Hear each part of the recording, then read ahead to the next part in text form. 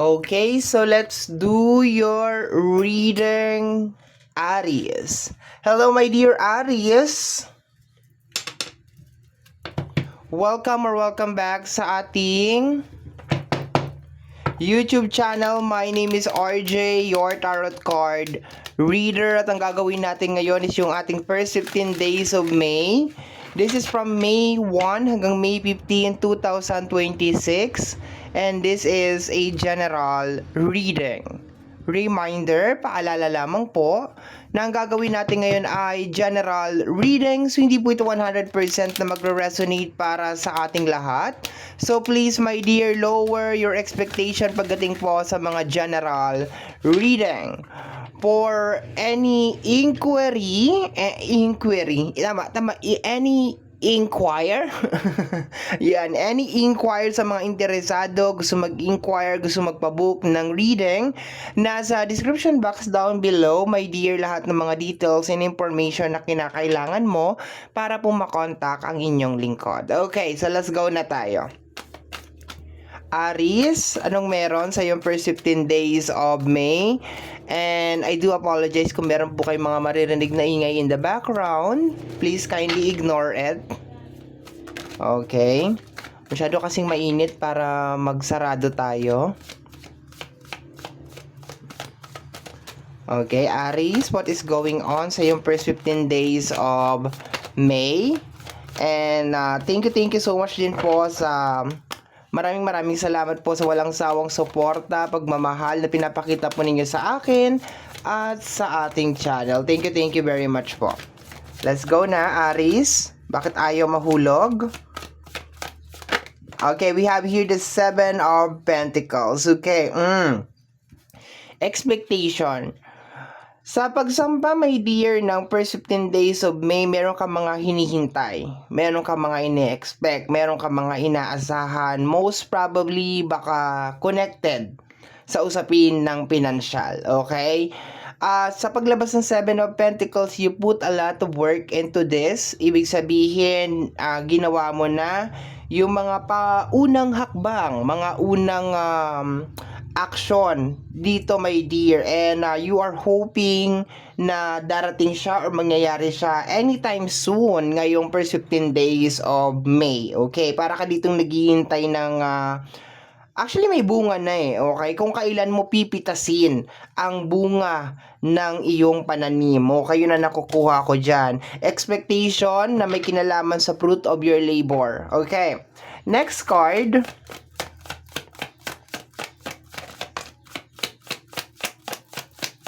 Aries,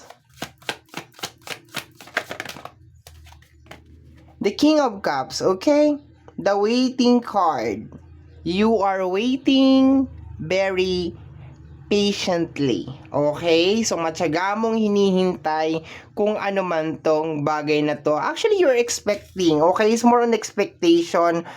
Both side to, my dear, hindi ko lang kino-close sa energy ng money and career. Pwede din sa loob ng connection or sa loob ng relationship. Baka meron kang mga hinihintay.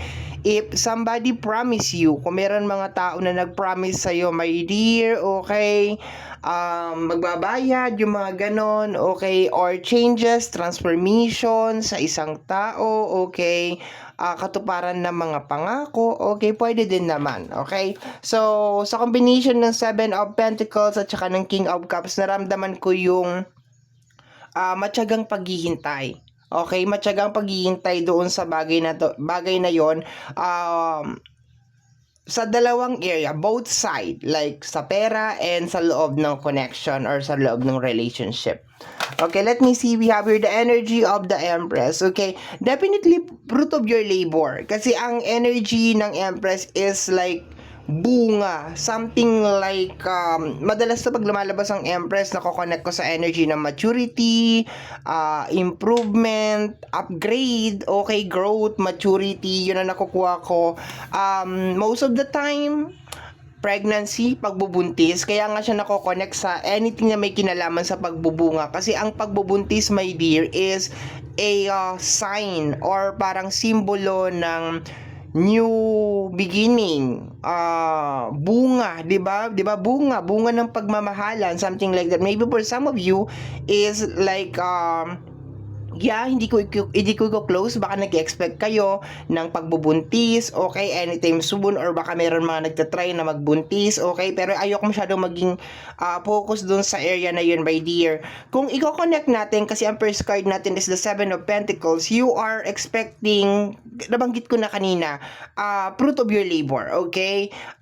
Kung sa tao naman, is more on parang may isang salita, okay? So, very important sa first 15 days of May na kung meron mga tao na nangako sa'yo or meron mga usapan, meron mga agreement, transaction, is very important na mag-stick sila dun sa napag-usapan. Okay, that's what I'm getting from here. Okay, you're expecting kasi na hindi nila babaliin o hindi sisirain yung usapan. Okay, so let me see. Next card pa tayo. Aries. We have here the Six of Pentacles, okay. It's more on a result, okay? Sabi ko mga kanina, naglagay ka na ng effort dito, talagang meron ka ng ginawa, and naghihintay ka na lang talaga, my dear, na makakita ka ng kahit bulaklak. Actually, meron na eh. 'Di ba? For some of you is meron na talaga. Like, nararamdaman mo na talaga, my dear, lalo sa usapin ng pinansyal na, okay, eto talaga yon, I made the right decision, eto na yon. Pero parang, naghihintay ka pa ng something big, naghihintay ka pa ng something like change, or parang, pero ramdam mo na, lalo sa usapin ng pinansyal. Sa usapin ng tao, like kung merong involved na tao, like family, friends, and relationship, you are expecting some transformation or like confirmation, or like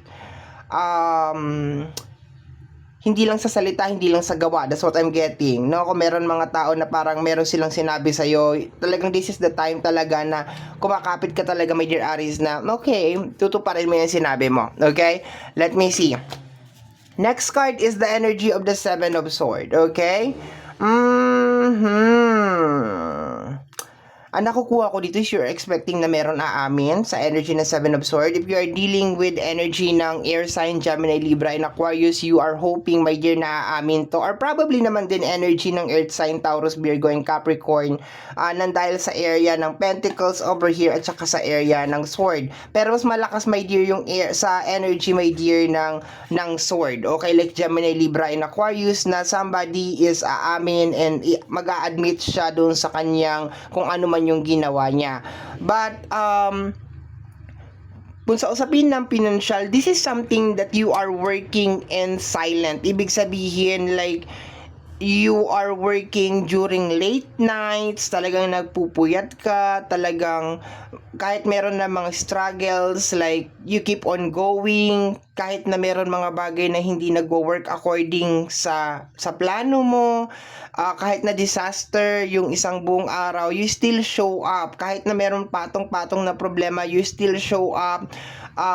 Tinatrabaho mo pa rin yung dapat na trabahuin, because nabanggit ko nga kanina, my dear Aries, you believe na kung ano man tong bagay na to will bring changes, okay, or tama na nag-invest ako dito, and this is the time, or this is the days, okay, May 1 hanggang May 5, that you are expecting result, okay, dito sa pagpupuyat mo, sleepless night mo, okay, stress mo, okay, trying to be strong during difficult times, difficult moments, okay, ang ganda ng energy. But once again, nabanggit ko kanina, if you are dealing with a air sign or earth sign, okay, which is Gemini, Libra, and Aquarius, or Taurus, Virgo, and Capricorn, nag-expect ka na by this time, pwede ka nang umamin. Like, okay, pwede mo nang sabihin sa akin yan because I already know the truth, and ang hinihintay ko na lang is manggaling sa bunganga mo yung confirmation na meron kang ginawang something.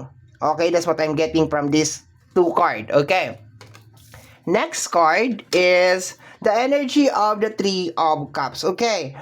This is a celebration card. Sabi ko nga kanina, paikot-ikot na lang tayo, my dear. Circle, circle. Small celebration lang naman. Hindi naman to as in like super big, okay? So, hindi ka naman talaga nag-expect ng as in like pasabog talaga na celebration. This is just more on simple celebration. Siguro konting upgrade, okay? Sa life, konting changes, konting transformation, konting-konti lang naman. Hindi naman, you're not expecting like super dramatic changes. Masaya ka na dun sa small changes. Oh my gulay, sa usapin ng relationship and any connection, this is probably third party. Okay? You are expecting na somebody sa amin na meron siyang ginagawang something, you are seeing somebody, you're talking to somebody, meron kang ka-chat, yung ganito. Okay? You're expecting na anytime soon, meron nang aamin sa'yo. Okay? Let me see. Nabanggit ko yung third party. It can be third party, third person, okay?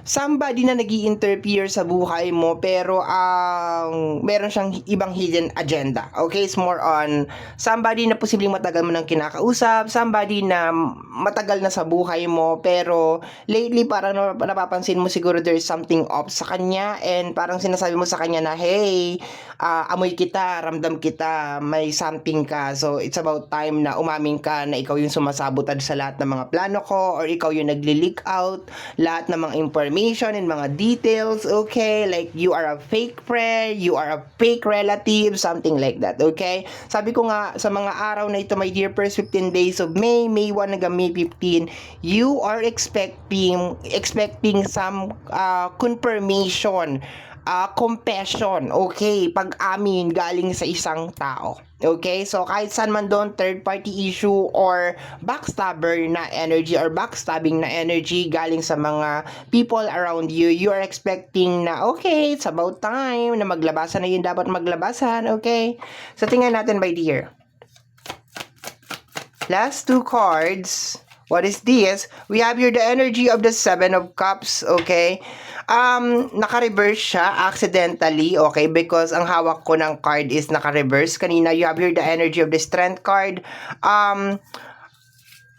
Deceiving na energy, okay?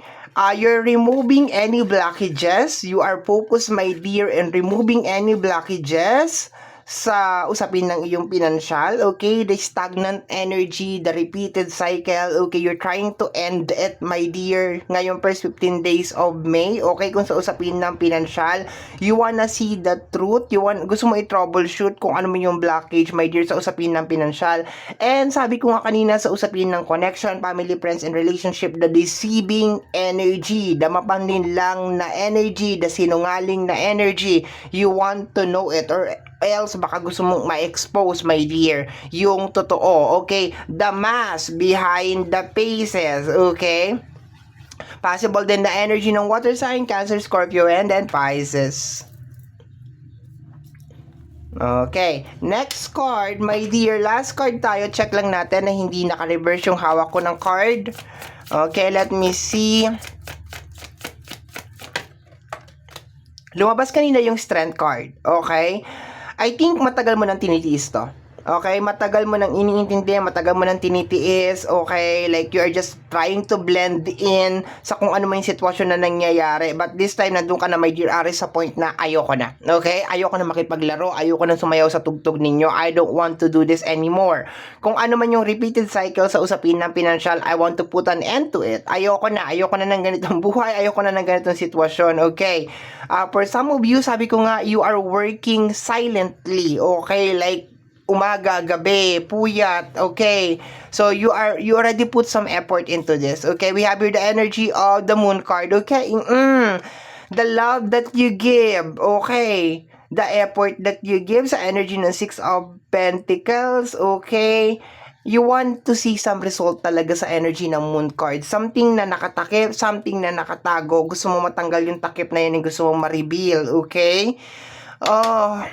Bottom deck of the card is the energy of the Knight of Wands. This is the investigator, okay? Sa card ko or kahit anong card ko, my dear, ang tawag ko talaga kay Knight is the investigator na card, okay? So it's more on explore, investigation, okay?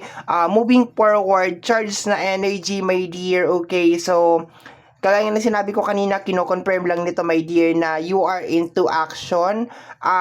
Mas focus, my dear, na matanggal na kung ano man tong deceiving na energy or kung ano man tong mga blockages, my dear, na nangyayari sa iyong buhay. Okay?